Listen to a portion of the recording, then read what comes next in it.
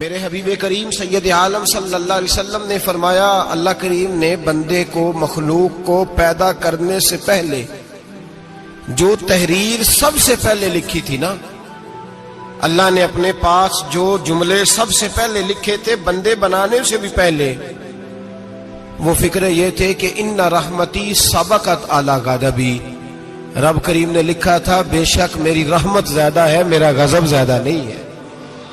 اس نے لکھا تھا کہ میری رحمت ہمیشہ میرے غضب پر غالب رہے گی، غلبہ رحمت کا ہے۔ سنیں بڑی پیاری حدیث، بڑی خوبصورت حدیث، کنز المال میں دیگر کتب احادیث میں ہے۔ حضرت ابو ہریرہ رضی اللہ تعالیٰ عنہ فرماتے ایک بابا جی نبی پاک کی بارگاہ میں آئے، اور جب وہ واپس جانے لگے تو میں نے عمر پوچھی تو عمر تھی 96 سال۔ کہتے ہیں بزرگ جب آئے نا تو یہ بھویں جو ہے نا ان کی سفید ہو کے تو یوں آنکھوں پہ آ گئی، بڑی چھڑی بابا جی نے پکڑی ہوئی اور دونوں ہاتھ پکڑ کے نا چھڑی کے اوپر جھکے ہوئے ہیں ایک جانب، قربان جاؤں۔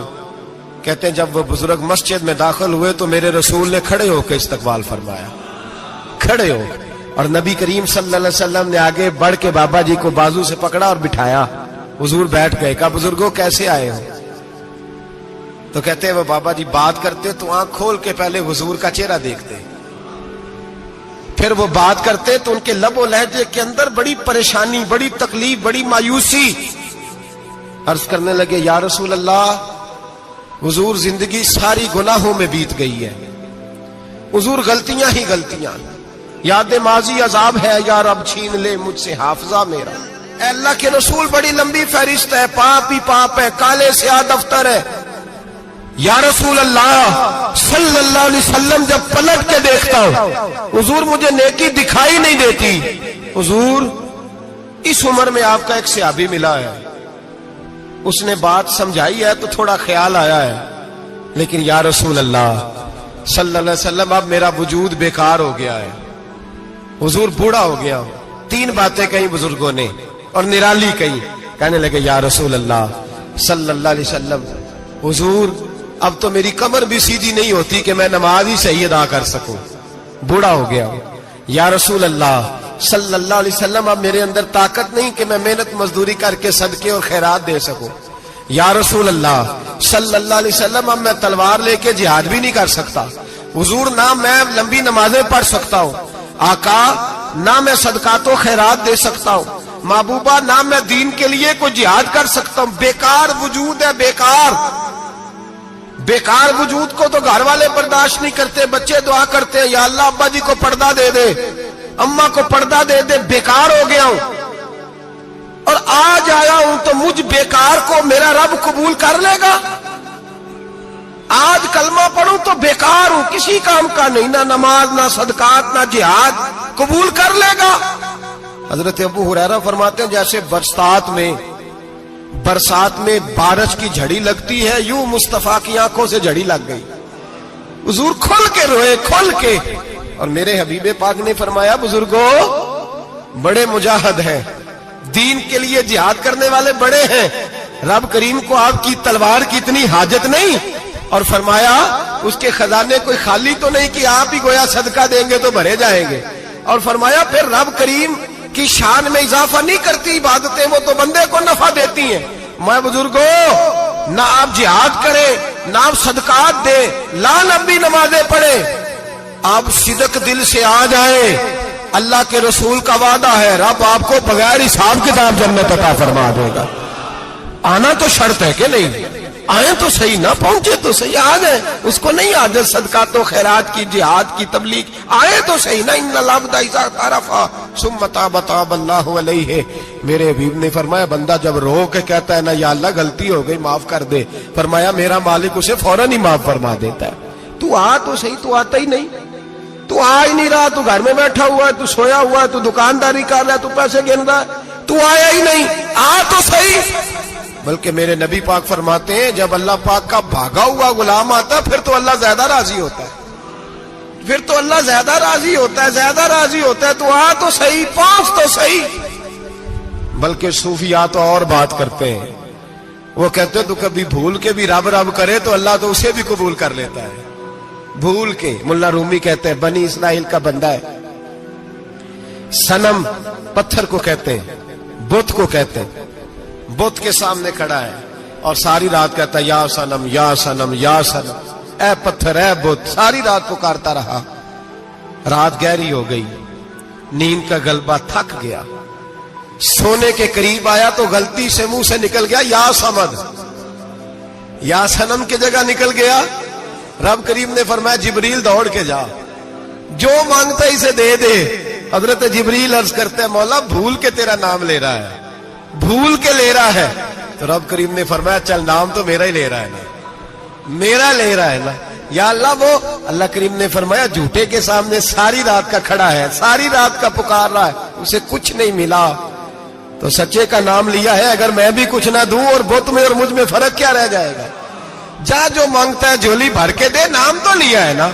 ओ भाई तू बहाना तो बनाना, ओ आ तो सही ना, तू यहां आ जा, पहुंच जा, आ जा, बस बैठ जा, उसकी बारगाह नाज में हाजिर तो हो ना। तुझे फुर्सत ही नहीं, तू यारों के लिए टाइम निकालता है, बाजारों के लिए टाइम निकालता है, गलियों के लिए टाइम निकालता है, चौकों चौराहों के लिए टाइम निकालता है, हफ्ते में एक दिन होटलिंग के लिए भी जाता है, लेकिन कभी छुप के दो नफलों की तुझे तौफीक नहीं होती। और मैं कई दफा कह चुका हूं, जिस बंदे को बगैर इबादत के रिज़्क ज्यादा मिलने लग जाए उस पर आजमाइश होती है रब करीम की। अल्लाह फरमाता है इसको पैसे दो, इसे आने ना देना, इसको को चल पैसे दौड़ जा। लोग समझते हैं मैं बड़ा ज़हीन हूं, अक्लमंद हूं, देखो मैं अपनी होशियारी से चालाकी से आगे निकल गया। तो आजमाइश है, ये तो आजमाइश है रब करीम की तरफ से, ये तो उसकी खुफिया तदबीर है। मेरे भाई उसकी बारगाह नाज तक जो आ गया, आना तो हमारी जिम्मेदारी है कि नहीं। फिर उसकी रहमत आगे बढ़ के इस्तकबाल कर लेती है, फिर अल्लाह का फजल उसको थाम लेता है उस बंदे को। और खुदा की रहमत कितनी ज्यादा है। मेरे हबीब करीम सैयद आलम सल्लल्लाहु अलैहि वसल्लम ने फरमाया अल्लाह ने अपनी रहमत के 100 हिस्से किए। हुजूर फरमाते हैं एक हिस्सा अल्लाह ने दुनिया में नाज़िल किया है। कितना? एक हिस्सा। फरमाया ये जो माँ बेटे से प्यार करती है, बाप बेटे के लिए मजदूरी करता है, जो बहन भाई के लिए रोती है, ये जो बीवी शौहर के लिए दुआ मांगती है, ये जो बच्चे माँ बाप से प्यार करते हैं, फरमाया ये उस एक रहमत का नतीजा है, एक रहमत का नतीजा। तो सहाबा कहने लगे या रसूलल्लाह वो 99 किधर है? नबी पाक ने फरमाया रब करीम ने संभाली हुई है, कयामत के दिन तुम्हें अता फरमाएगा। अभी तो एक नाज़िल की है, अभी अल्लाह ने हजरत यूसुफ अलैहिस्सलाम के जमाने में कहत हो गया। तो जनाब यूसुफ अलैहिस्सलाम ने, क्योंकि आप अल्लाह के नबी से पहले से जान गए कहत होगा, तो हजरत यूसुफ ने गंदम पहले स्टॉक कर ली थी बहुत ज्यादा। बाकी इलाकों में जब कहत पड़ा ना, अब सब लोगों ने मिस्र की तरफ रुझान किया गंदम लेने के लिए। तो हजरत यूसुफ अलैहिस्सलाम ने ना शहर के दरवाजे पर बंदे खड़े कर दिए। फरमाया जो बंदा आए ना उससे 2 सवाल पूछना। जो आएंगे लोग गंदम खरीदने, जो आए 2 सवाल पूछना। एक पूछना कहां से आया है और एक पूछना लेके क्या आया है। एक पूछना, समझ आ रही है बात? और दूसरा पूछना कि लेके सोना लेके आया है, चांदी गंदम खरीदनी है तो क्या चीज लेके आया है, कि नगद पैसे लाया है, ये पूछ लेना। जो आए 2 बातें पूछना। एक पूछना कहां से आया है और दूसरा पूछना क्या। एक रवायत में 3 सवाल भी हैं, लेकिन फरमाया पूछना 2 सवाल जरूर। इंतजार था ना भाइयों का किनान से आने वालों का। फरमाने लगे सबसे 2 सवाल पूछना।